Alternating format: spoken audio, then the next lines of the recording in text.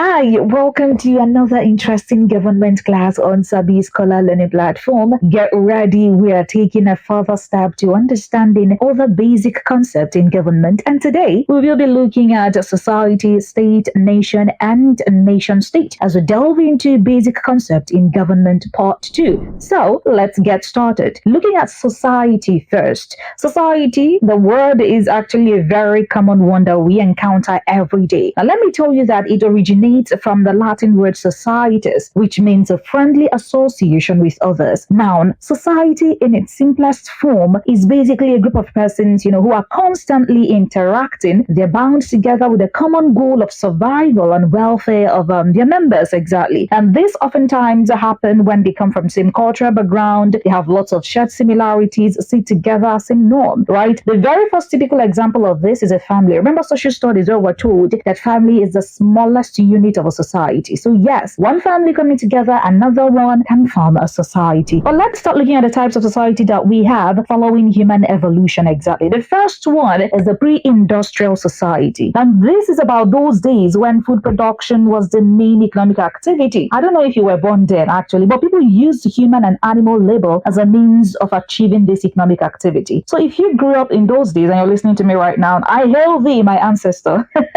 So those days we have people who hunt, we have a group of others who are pastoral farmers, who have horticulture groups, and so many other set of individuals all working together to ensure that the pre-industrial period, was a smooth one for them. Now let's look at the second one, the industrial society. Now this era of people actually relies so much on the use of machines to carry out different kind of activities, especially when it comes to food production. Remember, pre-industrial period, they had no machines. They were basically using human and animal labor. But right now in industrial society, we are having this very sort of individuals relying so much on machines. Industrialization took place. They started developing, they started building hospitals, they started having other mechanized means of sorting out their needs. And we can refer to them people in the 18th century. So if you were born in the 18th century and you're listening to me right now, raise your hand, let's see you. But away from that, we look at the third type of society, which happens to be the post-industrial society. And this is where I think a lot of us belong. This is where I see the generation that we have at the moment. The post-industrial societies are actually, largely based on information and services rather than just the production of food, exactly. Now, this is a set of individuals who are more advanced, right? They have information, they have technology. In fact, I personally do think this class of people are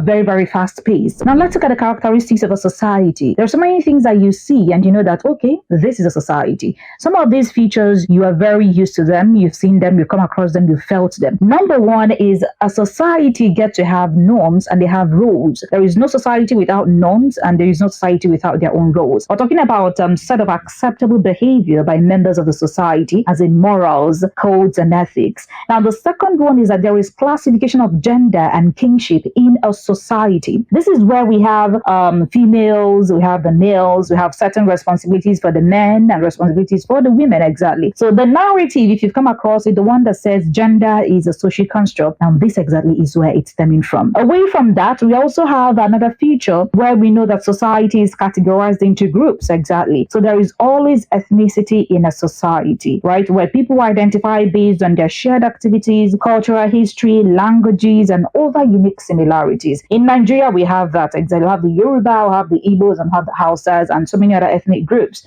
Every society has an institution which helps them maintain law and order, and that is a government. So every society must have that institution, government. So there is government and we have political ideologies in a society. Now, a society is also known for exchange of goods and services, and that's exactly the economic aspect of it. Every society have their own trade pattern. In fact, right now, it used to be trade by barter. Right now, it's like money. We're even doing transfer. And that's exactly the exchange of goods and services feature of a society. The last feature that I have here, because we are humans, you should know that we interact and we are prone to misunderstanding, leading to conflict, chaos, wars. So a society is identified, of course, by wars, by conflict, and all of that. So it happens, and we should expect that as a society. Now, away from that, having understood what a society is, let's even begin to look out for a state. Now, what exactly is a state? You must have heard that. In fact, as you're listening to me right now, probably from Enugu State,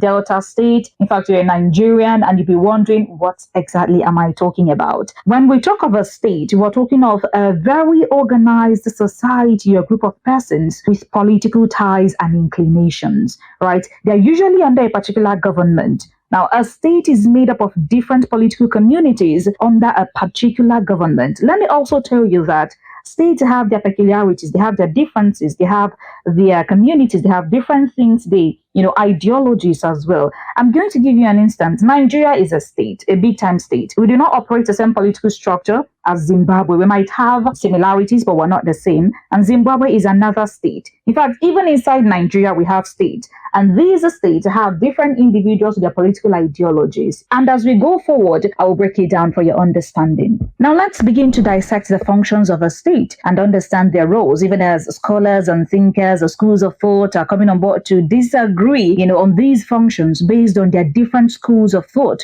when it comes to understanding a state. But the very first function of a state is that a state primarily maintains law and order. Now, that's number one function of a state, maintenance of law and order. They do this by setting principles, policies, rules to guide activities of the society. Another function of a state is that they help in management of natural and human resources, harnessing them very well and conserving them, then providing social amenities. So a state to help you to conserve your resources and provide social amenities for people to thrive. The other function of a state we should note is provision of employment and promotion of economic activities. States exactly get to ensure that employment opportunities are provided, of course, as it is a tool to curb social and criminal activities in the society. If the government of Nigeria is not providing employment opportunity for Nigerians, then it's obviously getting to a failed state, because it is a primary duty of the state to provide employment and promote economic activities. Now, let's talk about another one. It is the job of a state to guarantee human rights and security of citizens. It's part of the core functions of a state. If your state government is not ensuring that you're safe, if the president of Nigeria is not ensuring the safety of Nigerians and respect for human rights, then there is problem. Now, having heard about all these functions, one will be asking, now, what exactly will happen if a state fails? At what point do we say that a state has failed exactly? A state is a total failure when it is unable to play its due roles and, of course, carry out these functions that I had mentioned earlier to the society members. Well, take a look at your state right now and Nigeria in general, Lagos State, Ebonyi, Abia State. Is your governor able to provide and do all the things that I had mentioned earlier? Is the Nigerian government in generally doing all these things and carrying out these roles? If they are not, then I am sorry, it's very unfortunate that your state is a failed one, that Nigeria is a failed one. But if they are doing everything they're supposed to do, then it's a state that is thriving. But away from that, let's look at what happens when a state fails. From your response,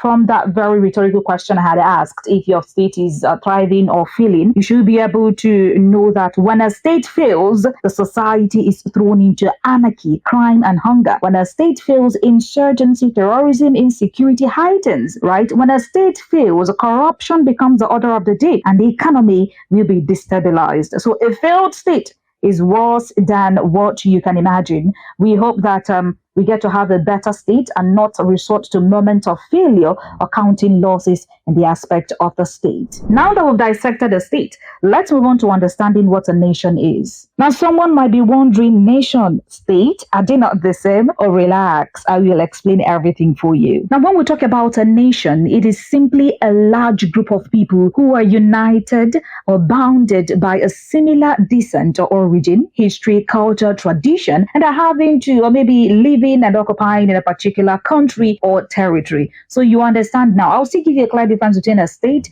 and a nation. Now, Nigeria is a nation and Nigeria is also a state. So it is a nation state. I will break this down now for the explanation. But a nation is beyond political and geopolitical structures, right? A nation can champion political discourse as well, right? That's why it's a nation. and of course, it can have their political goals. For instance, we have many nations in Nigeria right now. We have the Yoruba nation, we have the Igbo nation, we have the Efik nation. Now, check all these people, they have something holding them together or binding them together, same descent, same origin, same history, and so many other things. Now, let's even begin to look out for the differences between a nation and a state. There are actually sharp differences between a nation and a state. Now, a state is made up of political and geopolitical entities or communities. As a matter of fact, it means that a state is primarily inclined when it comes to political activities and geopolitical features, exactly. Whereas a nation is more of ethnic entities, people of the same history. Now, a state has a political sovereignty and legitimacy, of course, because of their political inclination. So, but a nation doesn't have that sovereignty. So these are very clear contrasts between a nation and a state. Now, remember I had said Nigeria is a nation state, and someone might be confused and be asking, what exactly is nation state? A nation state is basically the combination of nation and state. It is a sovereign or independent state with groups of similar descent, right, interest, history, language, living together under a government. So nation state combines the features of a state and features of a nation, exactly. Nigeria is a sovereign state. And we know that we have a government, we have ethnic groups or nations inside Nigeria. That was why I said that Nigeria is a nation and Nigeria is a state. Now let's begin to dissect a feature or features of nation state. Like I had mentioned, or use Nigeria as an instance. We have one of the major features of a nation state to be sovereignty. Now in a nation state, there is that supreme and independent control by the government. And in Nigeria, we're seeing that the supreme power, though it is not absolute, but is resting on the federal government, the president of Nigeria. Nations don't have this. When I mean nations, I mean the Yoruba nation, they don't have any supreme power. The Igbo nation, they don't have any supreme power. But because they are existing inside a state like Nigeria, it's like a nation state. Hence, we have that sovereignty. Now, away from that, a nation state is characterized by land as well. People live on land. People understand. People have boundaries. They have their territory. So yes, nation states have lands and clear boundaries as well. Now we have population as a feature of nation state. Massive population, big time, the number of persons. Nigeria, well, over 200 million set of individuals, and it is a top feature of a nation state. Now let's talk about another pivotal feature of a nation state, and that has to do with government. There is an institution in a nation state, and of course it oversees the activities of the people, and that is government. So all these are the features and characteristics of a nation state. So whenever you come across the questions with respect to whether Nigeria is a state or a nation state or just a nation, I know you know what to click there. I hope you've been able to understand the different concepts: society, state, nation, and nation state. This is the much we'll be able to take in this class. I will see you again in the next class. Bye for now.